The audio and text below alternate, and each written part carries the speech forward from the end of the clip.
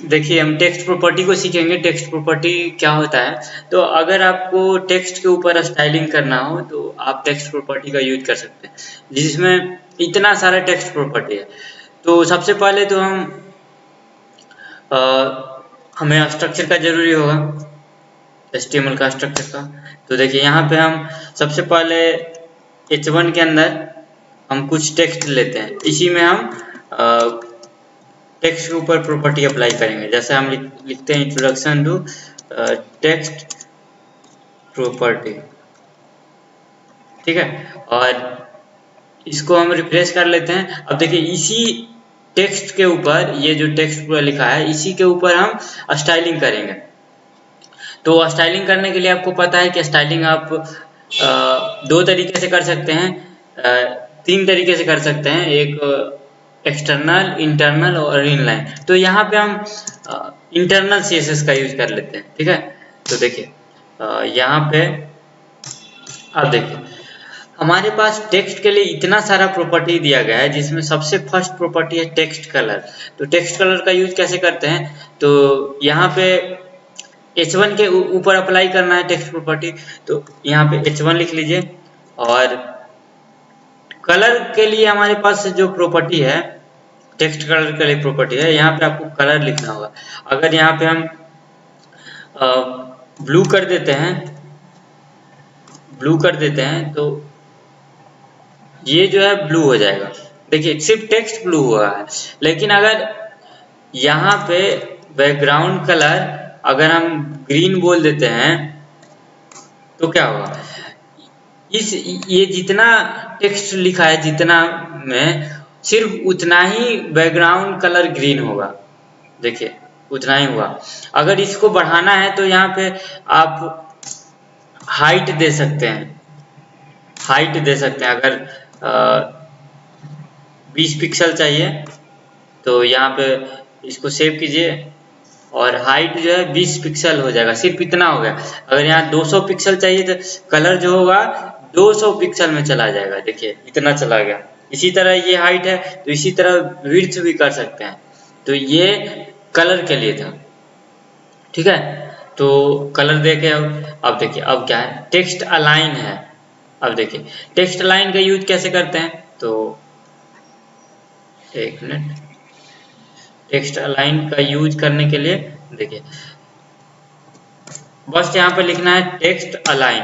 अब देखिए अगर हम देखिए सबसे पहले तो इसको रिफ्रेश कर लेते हैं। अब देखिए यहाँ पे अगर टेक्स्ट अलाइन, ये रिफ्रेश नहीं हुआ,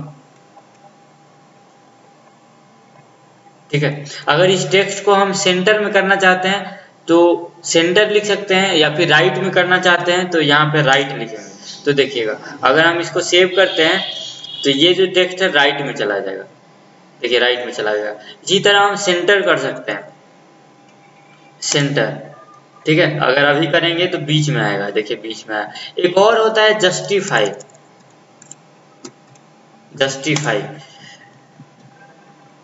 देखिए जस्टिफाई का यूज होता है कि जैसे बुक में देखते हैं ना, सब एक टेक्स्ट पूरा एक जस्टिफाई रहता है, मतलब एक सीध में रहता है, उसको ये कह सकते हैं। तो जस्टिफाई का यूज इसलिए होता है।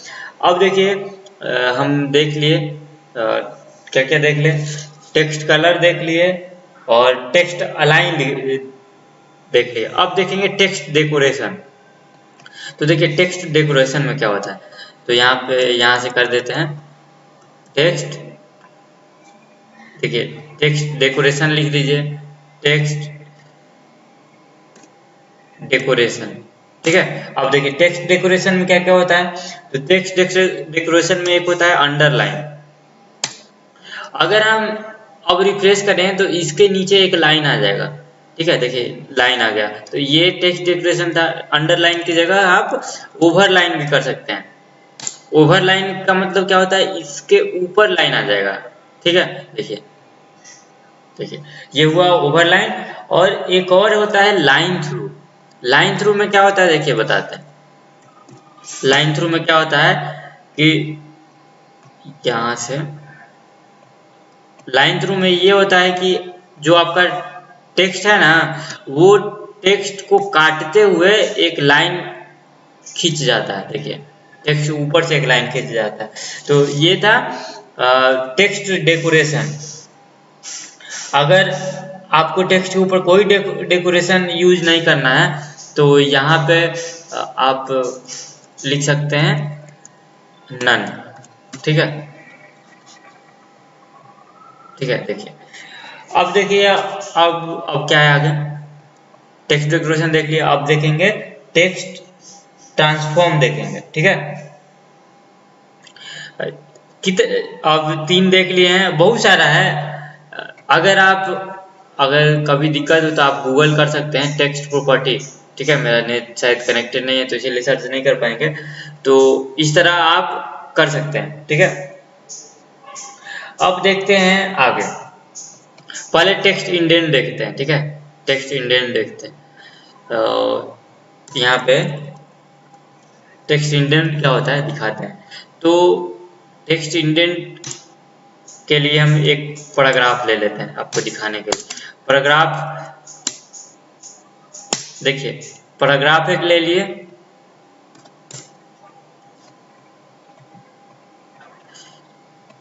देखिए यहाँ से एक पैराग्राफ ले लिए। अब देखिए इस पैराग्राफ में हम टेक्स्ट इंडेंट अप्लाई करेंगे। ठीक है, तो देखिए टेक्स्ट इंडेंट अप्लाई करने के लिए लिखना है टेक्स्ट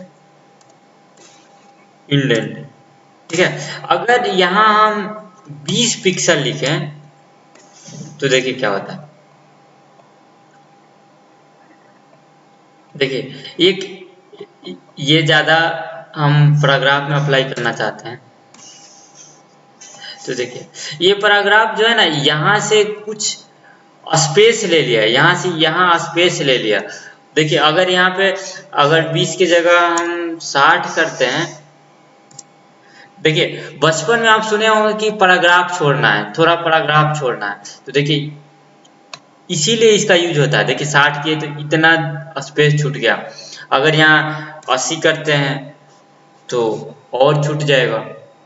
देखिए तो इसका यूज इसीलिए होता है। ठीक है, टेक्स्ट इंडेंट का यूज आप देखें। टेक्स्ट इंडेंट क्या होता है, हम अभी ट्रांसफॉर्म देख लेते हैं। ट्रांसफॉर्म को छोड़ दिए थे अभी, तो टेक्स्ट ट्रांसफॉर्म का यूज क्या होता है। देखिए यहाँ पे लिखना है टेक्स्ट ट्रांसफॉर्म। देखिए टेक्स्ट ट्रांसफॉर्म दिखा देते हैं। टेक्स्ट ट्रांसफॉर्म आसानी है, ज़्यादा हार्ड नहीं है। देखिए एकदम आसान है, सब कुछ आसान है, कुछ भी हार्ड नहीं। टेक्स्ट ट्रांसफॉर्म में अगर अपर केस हम लिखते हैं तो ये जो जितना टेक्स्ट है ना वो सब कैपिटल हो जाएगा। देखिए सब कैपिटल हो गया। अगर अपर केस की जगह लोअर केस लिखते हैं ना, लोअर केस लिखे तो जितना है सब स्मॉल हो जाएगा। देखिए सब स्मॉल हो गया।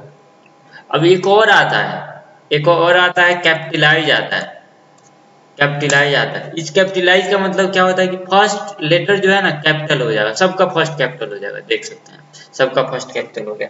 तो ये था टेक्स्ट ट्रांसफॉर्म। टेक्स्ट ट्रांसफॉर्म भी देखे, टेक्स्ट इंडेंट भी देख लिया। अब आता है टेक्स्ट शैडो। देखिए अब टेक्स्ट शैडो को भी दिखा देते हैं। टेक्स्ट शैडो देखिए यहाँ पे टेक्स्ट शैडो क्या होता है। देखिए हम H1 के ऊपर जो है टेक्स्ट शैडो अप्लाई करके आपको दिखाते हैं। ये जो H1 है ना, इसके ऊपर टेक्स्ट शैडो अप्लाई करके दिखा देते हैं। देखिए अगर हम यहाँ पे लिखे टेक्स्ट शैडो, अगर देखिए टेक्स्ट शैडो के अंदर हम अगर यहाँ पे लिखते हैं 4 पिक्सल खाली लिखते हैं, तब देखिए क्या होता है। देखिए अभी कुछ भी चेंज नहीं आया। अगर हम अब देखिए अब यहाँ पे 4 पिक्सल लेके यहाँ पे 2 पिक्सल लेते हैं, तो देखिए क्या हुआ। देखिए यहाँ पे एक शैडो बन गया। यहाँ पे अगर 8 पिक्सल लेते हैं तो यहाँ पे देखिए उसी का शैडो बन जा रहा है, लेकिन अच्छा नहीं लग रहा है। तो यहाँ पे कलर को ब्लू कर सकते हैं, ब्लू कर सकते हैं। ठीक है, अगर ब्लू करें तो यहाँ पे जो शैडो जो है हमारा ब्लू हो गया। देखिए अच्छा लगने के लिए आप यहाँ पे इसको 4 ले लीजिए, इसको 3 ले लीजिए। ठीक है, तो अब जो है अब हमारा उसका शैडो बन जाता है, ये याद रखिएगा। ठीक है, ये था टेक्स्ट शैडो। अगर आप शैडो का मतलब होता है परछाई किसी का, जैसा जैसे आप चलते हैं ना रोड पे तो आपको परछाई बन जाता है, तो उसी तरह ये होता है टेक्स्ट शैडो का यही होता है। एक और होता है, ठीक है, एक और चीज होता है कि देखिए एक और बता देते हैं। एक होता है टेक्स्ट डायरेक्शन होता है, टेक्स्ट डायरेक्शन होता है। टेक्स्ट डायरेक्शन में सिर्फ आपको लिखना होता है डायरेक्शन। ठीक है, डायरेक्शन, सॉरी, देखिए डायरेक्शन में क्या होता है कि अगर आप जो पैराग्राफ है उसको चाहते हैं कि देखिए राइट टू लेफ्ट अभी यहाँ रख रहा है, तो ये जो इधर से लिखा है ना, अब इधर से लिखा हुआ आएगा। देखिएगा, देखिए इसको हम अभी सेव कर देते हैं और रिफ्रेश करते हैं, तो देखिए क्या हुआ, इधर से शुरू हो रहा है। अगर यहाँ पे राइट टू लेफ्ट अभी किए थे, अगर यहाँ लेफ्ट टू राइट करेंगे, ठीक है, तो कुछ और चेंजिंग होगा। देखिए मतलब यहाँ पे दो चीज कर सकते हैं, लेफ्ट टू राइट और राइट टू लेफ्ट। ठीक है, तो ये टेक्स्ट डायरेक्शन का काम आता है। एक और है वर्ड स्पेसिंग, एक और देखते हैं जो है वर्ड स्पेसिंग। वर्ड स्पेसिंग में होता है कि ये फर्स्ट वर्ड सेकंड वर्ड इसके बीच में स्पेस आ जाता है। जैसे कि आप यहाँ 10 पिक्सल लिखते हैं, 10 पिक्सल लिखते हैं तो सबके बीच 10-10 पिक्सल स्पेसिंग आ गया। तो इस तरह आप हर एक चीजों को कर सकते हैं।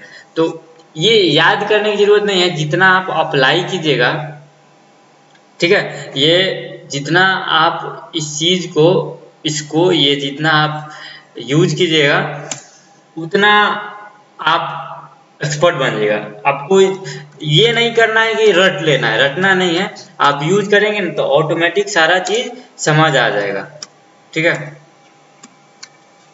देखिए इतना चीज हम आज समझे, तो आपको रटना नहीं है, बस जितना प्रैक्टिस कीजिएगा। हम वेबसाइट आगे बहुत सारी वेबसाइट बनाएंगे, ठीक है, तो उसमें हम ये सारी चीज़ों को यूज करेंगे, तो आपको कुछ भी कंफ्यूजन नहीं होगा, सब कुछ समझ आएगा। ठीक है, तो आज के लिए इतना ही।